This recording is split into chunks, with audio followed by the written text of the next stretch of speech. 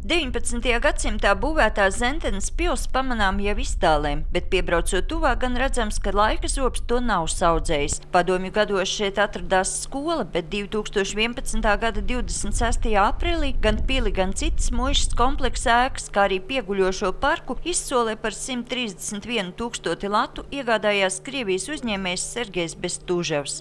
Pilnvarotā persona, kura pārstāvēja īpašnieku Sergeju Bestūževu, mūs visus pārliecināja, gan domas deputātus, gan arī mani vairākās tikšanās reizēs, ka šeit notiksies visi iespējamie remontdarbi, ka šis īpašums, šis kultūras piemineklis tiks saglabāts, ka šeit būs darba vietas. Realitāte gan izrādījās krietni skarbāka. Pusotra gada laikā darīts nav nekas, bet uz administratīvā pārkāpuma protokoliem par teritorijas neapkopšanu reakcijas nav.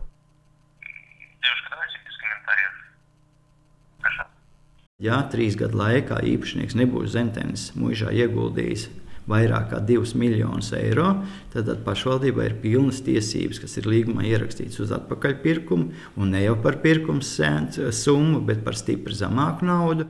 Lai gan termiņš, pēc kura varētu sākt piemērot sankcijas, ir 2014. gada aprīlis, paredzot sliktāko scenāriju, pašvaldība ir sākusi ēkas glābšanas darbus. Šogad tās uzturēšanai galvenokārt zāles pļaušanai izlietot 200 lati, bet nākamā gada budžetā Bestūževa kunga privāti īpašumā paredzēts ieguldīt 1800 latus.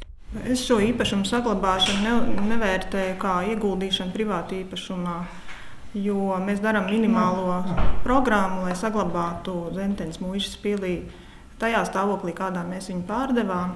Reālā situācija šķietam norāda, ka Krievijas pilsonis īpašumu iegādājies, lai iegūtu uzturēšanās atļauju. Tomēr pašvaldībā tam nepiekrīt. Bestūževa kungs par Zentenes pili esot interesējies jau 2006. gadā, tikai toreiz tur vēl bijusi skola un pret iespējamo darījumu protestējuši iedzīvotāji. Sandra Leitāne, Andris Spāns, TV Spektrs.